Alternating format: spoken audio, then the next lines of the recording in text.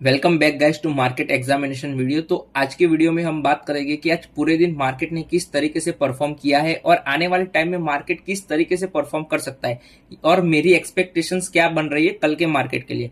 तो अगर आज आप देखोगे तो मार्केट ने आज क्या किया है, मार्केट ने आज पूरे दिन काइंड ऑफ टाइम वेस्ट किया है ऐसा कहूंगा मैं, क्योंकि मार्केट ना बहुत स्ट्रेंथ में था, वीक तो ऑफकोर्स नहीं था, बट स्ट्रेंथ भी उतनी ज्यादा शो नहीं कर रहा था। कि ऑफकोर्स स्ट्रेंथ थी बट नॉट दैट मेरी एक्सपेक्टेशंस के हिसाब से या सबने जो एक्सपेक्ट करके चला था वो नहीं हुआ आज मार्केट में। मार्केट ने क्या किया है, मार्केट ने जो प्रीवियस स्विंग हाई था, मतलब प्रीवियस ग्रीन कैंडल थी, उसके एग्जैक्ट लो के आसपास से रेजिस्टेंस फेस किया है। अगर आप 5 मिनट्स के चार्ट में देखोगे तो आपको समझ में आएगा कि मार्केट ने उधर से ही एग्जैक्ट उधर से रेजिस्टेंस फेस किया और नीचे की ओर आके खड़ा है। मैं सुबह से यही देख रहा था, सुबह से नहीं ऑफकोर्स सेकंड हाफ से, कि मार्केट जब ब्रेकआउट दे रहा था, ये रेंज बाउंड था। तो मार्केट जब ब्रेकआउट दे रहा था तब मैं यही देख रहा था कि अब मार्केट इन लेवल्स को रिक्लेम करता है, तो अभी नहीं कर पाया। बट क्योंकि मार्केट अभी, जैसे मैंने बोला कि मार्केट एक बार के लिए रुकना चाहिए, मार्केट अब बहुत ही तेजी से गिर रहा है, तो अगर आगे गिरना है उसको, देखो अगर मार्केट इधर से गिर जाता है तो मैं कहूंगा कि बॉटम बहुत जल्दी बन जाएगा। बट मैं चाहता हूं कि मार्केट थोड़ा रुके और गिरे, मतलब बड़ा स्विंग आना चाहिए नीचे की ओर। जितना बड़ा ये स्विंग था उतना ही बड़ा एक और स्विंग आ जाए, मजा आ जाए। इसलिए मैं चाहता हूं मार्केट रुके। तो मार्केट पर्सनली मैं मान के चल रहा हूं कि एक रुकेगा इधर। अब बुल मार्केट की कंफर्मेशन कब होगी, या तो ये बॉटम बन गया उसकी कंफर्मेशन कब होगी। तो बॉटम बन गया उसकी कंफर्मेशन में सीधे सीधे बता दूं तो इन लेवल्स के ऊपर जाके मार्केट एक बार सस्टेन करने लग गया तो ये मान के चलेंगे कि अब एक बॉटम बन चुका है, अब अपन फ्रीली ट्रेड कर सकते हैं या फिर स्विंग ट्रेडिंग कर सकते हैं, पोजिशनल ट्रेडिंग ये सब शुरू कर सकते हैं। बट उसके बाद भी कंफर्मेशन कुछ नहीं होती मार्केट में, वो मार्केट ही बताता है। सेकेंड चीज कि मार्केट अभी एक बार के लिए इधर तक पुल बैक शो कर सकता है आराम से, इन लेवल के आसपास मार्केट आ सकता है। वो कितना होता है, तो अगर आप मान के चलो तो अभी भी मार्केट में अराउंड 4% का कुशन बचा है कि वो वहां तक पुल बैक शो कर सकता है।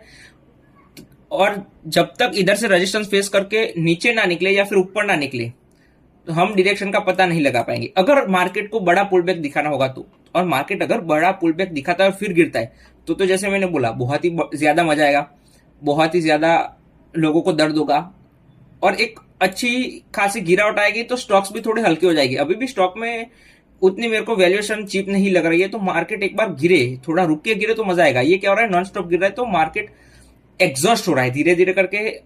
समझो कि कोई बंदा तेजी से भाग रहा है तो एक बार के लिए रुकना पड़ेगा उसको। अगर उसको और तेज, मतलब वो उसकी जो स्पीड है वो कंटिन्यू करनी है तो क्या करना पड़ेगा, उसको रुकना पड़ेगा, थोड़ी बॉडी को स्ट्रेंथन आउट करना पड़ेगा, थोड़ा स्टेमिना इकट्ठा करना पड़ेगा, फिर वहां से वो भागेगा बंदा तो वो स्पीड मैनेज कर पाएगा। बट अगर वो कंटिन्यूसली एक ही स्पीड से भागता रहेगा तो क्या होगा, वो एक टाइम पे आके उसकी स्पीड कम हो जाएगी। तो मैं यही मान के चल रहा हूं कि अगर मार्केट यहां से गिरता है और ये कंटिन्यूसली फॉल आता रहता तो मार्केट फिर एग्जॉस्ट हो जाता, फिर एक बड़ा पुल बैक आता और बहुत वॉलेटिलिटी बढ़ती। मैं मान के चल रहा हूं कि अभी भी वॉलेटिलिटी बढ़ी हुई है, अभी खत्म नहीं हुई है। बट यहाँ क्योंकि ये इन लेवल्स के आसपास बहुत ही ज्यादा सपोर्ट लेवल्स बने हुए हैं, या मैं कहूँ डिमांड जोन, ये पूरा ही डिमांड जोन है। तो यहाँ से कहीं पर, तो मैंने बोला था कि लास्ट वीडियो में या फिर मीटिंग में बोल दिया था कि मैं पर्सनली एक्सपेक्ट करके चल रहा हूँ कि इन बीच से कहीं पर एक पुल बैक आ सकता है। ठीक है, अब अपन बात करते हैं स्मॉल कैप की। तो स्मॉल कैप में क्या हुआ, स्मॉल कैप कल का हाई ब्रेक ही नहीं कर पाया। इसका मतलब क्या, इसका मतलब सीधे सीधा ये है कि अभी स्मॉल कैप लीड करने वाला है। अगर गिरावट आती है तो यहां से मार्केट ऊपर जाता है तो फिर अपन ऊपर जाएगा, उसका सिनेरियो बनता है तो तब उसकी बातें करेंगे। अब जबकि ट्रेंड नेगेटिव है, हम सिर्फ बियरिश मतलब डाउन ट्रेंड की ही बात करेंगे। तो अगर मार्केट यहां से नीचे जाता है, मतलब कि पूरा मार्केट यहां से नीचे जाना चाहता है तो स्मॉल कैप मार्केट को लीड करेगा। ये सिंपल चीज है, इसमें बहुत ज्यादा दिमाग लगाने की जरूरत नहीं है, क्योंकि देखोगे तो भी चार्ट के ऊपर से पता लग रहा है आपको कि निफ्टी ने कल के हाई को ब्रेक किया और फिर ऊपर सस्टेन किया है, क्लोजिंग भी अच्छी दी है।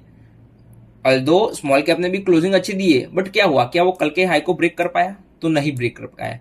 तो अगर यहां से मार्केट गिरता है तो फिर एक अच्छी खासी गिरावट आएगी, वो सबसे पहले लीड कौन करेगा, स्मॉल कैप करेगा। हमेशा मेरा ध्यान क्या होता है पता है, कि कौन से स्टॉक या कौन सा सेक्टर जो लीड कर रहा है, या तो नीचे की ओर या तो ऊपर की ओर, मतलब इन शॉर्ट ट्रेंड को लीड कर रहा है, मैं उस सेक्टर को फॉलो करता हूं। अभी वो बहुत ज्यादा डीप एनालिसिस हो जाएगा, वो मैं नहीं बताऊंगा। बट अगर आपको कोई स्टॉक ऐसा मिल जाए या कोई सेक्टर ऐसा मिल जाए कि जो फॉल को लीड करेगा, यानी कि ट्रेंड को लीड करेगा। अगर ऊपर की ओर आ रहा है तो सबसे पहले वो सेक्टर भागेगा, फिर पूरा मार्केट उसे उसके पीछे पीछे फॉलो करेगा। अगर नीचे की ओर आ रहा है तो वो सबसे पहले वो गिरेगा और फिर पूरा मार्केट उसे उसके पीछे पीछे गिरेगा। तो उस तरीके से मेरे को लग रहा है कि अब स्मॉल कैप लीड करेगा पूरे मार्केट को। अब अपन बात कर लेते हैं कुछ स्टॉक्स की जो मेरे को अच्छे लग रहे हैं, अगर एक अच्छा खासा स्विंग आता है तो। उससे पहले अपन बात कर लेते हैं दो स्टॉक्स की जो बहुत अच्छी तरीके से आज ब्रेकआउट दिए और उनके एक क्लोजिंग भी बहुत अच्छी थी। तो पहला था बिलारिस और दूसरा था पी फोकस। तो पी फोकस तो बहुत ही अच्छा स्टॉक था। ठीक है, पर्सनली मैं तो इसे चाहता था कि इस दिन बाय करूं, बट क्योंकि मार्केट खराब है मैं अपने रूल्स नहीं ब्रेक करता। मैं बहुत अपने आप को रोक के रखता हूं कि मैं ये सारी चीजें ना करूं। ठीक है, रूल्स आर रूल्स। मेरी अगर सिस्टम नहीं कह रही है मुझे बाय करने का तो मैं नहीं करूंगा, बस इट इज दैट सिंपल। मुझे ज्यादा दिमाग नहीं लगाना है। बट अगेन इसमें एक अच्छा ब्रेकआउट हुआ और 9% का मूव ऐसे मार्केट में बहुत ही अच्छी चीज है। मैं चाहता था आज बहुत सारे स्टॉक 9-9, 10-10% ऊपर हो, तो कहीं से हम कह सकते हैं कि नहीं अभी एक जो बॉटम बना है वो एक बार के लिए तोड़ना बहुत मुश्किल हो जाएगा, ये मैं कह पाता। बट अभी एज सच मुझे कुछ ऐसा लग नहीं रहा है कि ऐसा कुछ होगा। अब अपन बात करते हैं कुछ स्टॉक्स की जो मेरे रडार में। सीपी प्लस, क्या चार्ट है, क्या चार्ट है इसका। मतलब मैंने जैसा बोला था पिक्चर परफेक्ट उसी तरीके से सेटअप हो रहा है। ये इतना प्यारा चार्ट है कि अगर बुल मार्केट चलता तो मैं इसमें मेरी 30-40 मे बी 50% कैपिटल अपना डिप्लॉय करता है ये स्टॉक में। ठीक है, ये तो मैं अभी कह रहा हूं, बट 50% तो बहुत ज्यादा हो गया। बट मेजर स्टेक मेरे पोर्टफोलियो का इसी स्टॉक में डिप्लॉय होता अगर ये ब्रेकआउट देता। ठीक है, उसके बाद फेल हो ना फेल हो वो चार्ट की मर्जी है, स्टॉक मार्केट बताएगा। बट मैं सबसे ज्यादा इसको टारगेट करता हूं। बहुत ही अच्छा चार्ट है, फेब्युलस चार्ट। ठीक है, फिर अपन बात करते हैं एथर एनर्जी की। तो एथर एनर्जी का चार्ट बहुत ही प्यारा है। ये दोनों chart one of the best chart I have seen in recent times. ठीक है, मतलब बहुत ही अच्छे चार्ट है। अब इसको मैं और डिटेल में बता ही नहीं सकता कि कितनी अच्छी चार्ट है, बट ये वर्क करेगा नहीं करेंगे वो अगेन मार्केट पे डिपेंड करेगा। अगर ये पुल बैक आना हुआ अच्छा खासा, एक डेड कैट बाउंस आता है तो अगेन वर्क कर सकते हैं और इसमें जरूर से ट्राई करना चाहिए। मैं बताऊंगा नहीं मैं कौन सा बाय कर रहा हूं कौन सा नहीं करूंगा, वो आपको भी पता होगा कि लाइव मार्केट में अभी मैं नहीं बताऊंगा जब तक एकदम अच्छी तरीके से बुल मार्केट नहीं आ जाता है। फिर अपन बात करते हैं स्टार की। तो स्टार फार्मा, क्योंकि फार्मा के स्टॉक्स बहुत ही अच्छी तरीके से सस्टेन कर रहे हैं तो मैंने इसको रडार में रखा हुआ है। ऐसे जनरली मैं ऐसे स्टॉक्स पसंद नहीं आते मुझे जिनके चार्ट ऐसे मतलब बहुत अच्छा नहीं है बट ठीक ठाक है। चलो फार्मा स्ट्रेंथ शो कर रहा है गिरते हुए मार्केट में तो इसलिए रखा है। फिर अपन बात करते हैं फोर्स मोटर की। तो फोर्स मोटर भी एक अच्छा सेटअप है। इसमें लो चीट एंट्री पॉइंट बन रहा है, बट क्योंकि ये बहुत हैवी सेलिंग थी तो ये मान के चलो कि मैंने इसको स्टडी पर्पज से रखा हुआ है। इसको मैं बाय करूंगा नहीं करूंगा अगेन वो डिपेंड करेगा मार्केट में। उसी तरीके से एक और स्टॉक, ये आईपीओ बेस्ड बहुत ही अच्छा है। अब मैं मान के चल रहा हूं कि जिस तरीके से सेटअप हुए हैं आज सीपी प्लस का चार्ट और एथर एनर्जी का चार्ट जिस तरीके से सेटअप हुआ है, अगर उसी तरीके से इसका चार्ट सेटअप होता है आने वाले 3-4 या 5 दिनों में, यानी इस वीक में अगर उस तरीके से सेटअप होता है और फिर नेक्स्ट वीक अगर ये ब्रेकआउट देता है तो बहुत ही प्यारा चार्ट हो जाएगा।